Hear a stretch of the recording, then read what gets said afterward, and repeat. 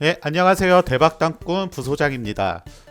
자, 지난 3월 29일에 있었던 토지시장 규제와 그에 따른 대책과 또 부동산 시장 변화에 대해서 한번 설명해 드리려고 이 영상을 찍었습니다. 3.19 대책 이후로 많은 분들께서 문의를 주시는데요.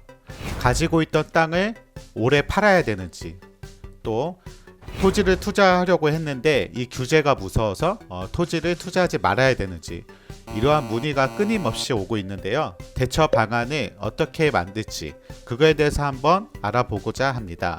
최대한 간단하고 쉽게 한번 설명해 보도록 하겠습니다. 일단 정확한 명칭을 살펴보겠습니다. 3.29 부동산 투기 근절 및 재발 방지 대책입니다. 지난 수십 차례에 나온 주택 규제와는 달리 이번 대책은 LH 사태로 인해서 토지 시장에 대한 규제가 나온 겁니다. 약 15년 만에 나온 토지 규제라고 보시면 되고요. 주택에서 있었던 규제들이 이 토지 쪽으로 이동했다고 보시면 되겠습니다. 자, 내용을 하나하나 파고들면 시간이 오래 걸리기 때문에 하나씩 간단하게 한번 설명해 드릴 건데요. 처음에는 이제 공직자에 대한 이야기가 나옵니다. 그 다음은 이제 이번 대책의 핵심인 양도세 부분에 관한 내용입니다. 자, 기존에도 1년 이내 보유, 2년 이내 보유는 양도세가 셌기 때문에 저희가 최소 2년 이상을 보유하라고 말씀을 드리는데요. 주택처럼 토지가 1, 2년 만에 단기간에 몇 억씩 오르는 일은 그렇게 많지가 않습니다. 단기간에 파는 경우가 아니라면 크게 세금이 중과가 되지는 않습니다. 1년 미만, 2년 미만의 토지를 매도 시에는 말 그대로 양도세 폭탄이 되니까요. 최소 2년 이상은 보유하셔야 됩니다. 대부분의 토지는 비사업용에 들어갑니다. 자, 사업용으로 인정을 받기 위해서는 주말 농장으로 쓰시거나 직접 경작을 하시거나 아니면 농지은행에 위탁하는 방법 등 이 토지를 사업용으로 인정을 받으셔야 되는데 대부분은 그렇지 못한 경우가 많습니다. 그래서 기존에도 이 비사업용 토지에 대해서 일반 과세 플러스 10% 중과가 되었는데요. 이번 대책으로 또 플러스 10%가 플러스 됐습니다.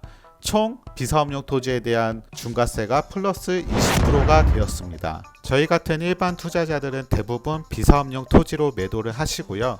이 플러스 10%가 크다고 생각하실 수도 있지만 이 벌어들인 소득에 비하면 그렇게 큰 차이까지는 나지가 않습니다. 그래서 이 10%에 대해서 너무 두려워하지 않고 투자를 하시면 되고요. 또 장기 보유 특별 공제도 적용을 받았지만 이제는 비사업용 토지는 적용이 되지가 않습니다. 만약에 사업용으로 인정을 받으시면 이 장특공, 장기 보유 특별 공제가 기존처럼 최대 30% 적용이 되는데요. 토지를 2년 이상 보유했을 때 만약에 시세 차익이 생기신다면 단기간에 이제 매도를 하실 수도 있는 거고요.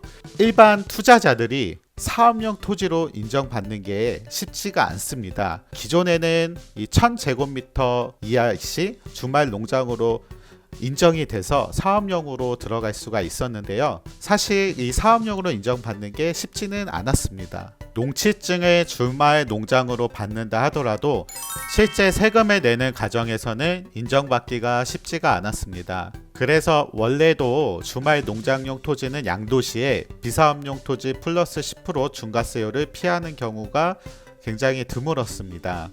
또 공익사업에 대한 수용 토지도 세제 혜택이 축소되었는데요.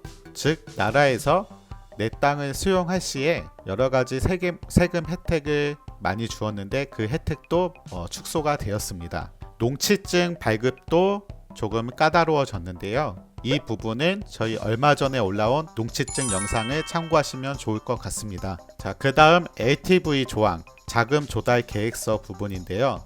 기존에는 내 자본과 상관없이 이 토지에 대한 대출을 이용한 토지 투자가 용이했습니다. 내 자금에 대한 출처도 소명할 일이 없었는데요. 1000제곱미터 이상이나 5억 이상 토지 취득 시에는 의무적으로 출처를 묻게 되었습니다. 저희 같은 소액 목적으로 하는 일반 투자자들은 크게 해당 사항이 없을 것으로 보여집니다.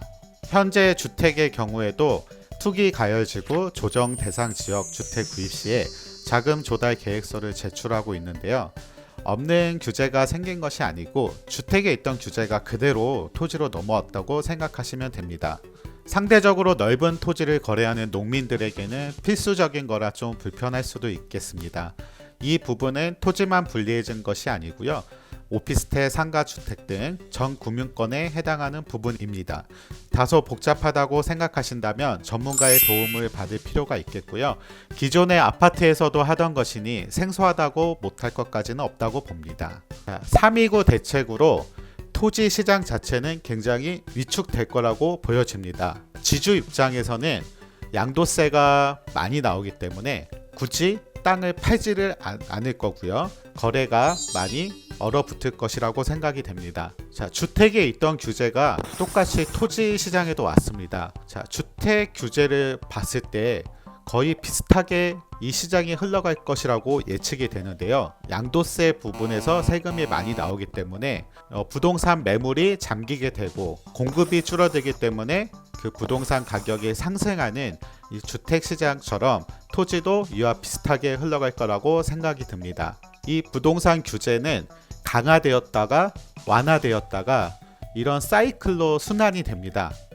자, 지금은 부동산을 규제를 하는 시기라고 보시면 되고요. 이 규제 역시 저희는 일회성, 단기간에 다시 수정될 거라고 보고 있습니다. 토지를 투자하실 분들, 특히 농지, 아무래도 값싼 농지 투자가 유리하기 때문에 농지를 투자하시는 분들은 될 수 있으면 사는 지역에서 가까운 곳을 택하시는 게 좋고요. 또 직접 경작을 하여서 사업용 토지로 인정을 받으시거나 아니면 농지은행에 위탁하셔도 좋으실 것 같습니다. 사업용 토지로 인정을 받으셔야 양도세가 중과가 안 되고요. 장기 보유 특별공제도 적용을 받을 수가 있습니다.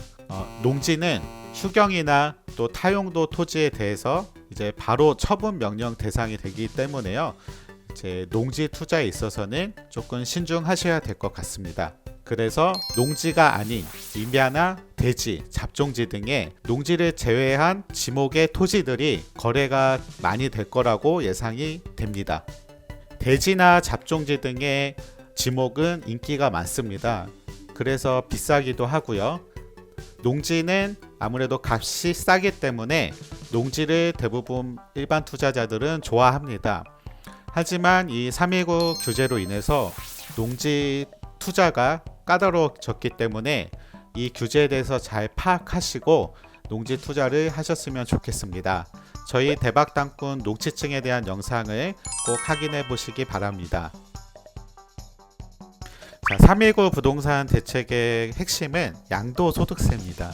그래서 단기간에 매도하여 차익이 발생 시에 양도세 폭탄이 나오는 거고요. 최소 2년 이상은 거의 무조건 보유를 하셔야 됩니다.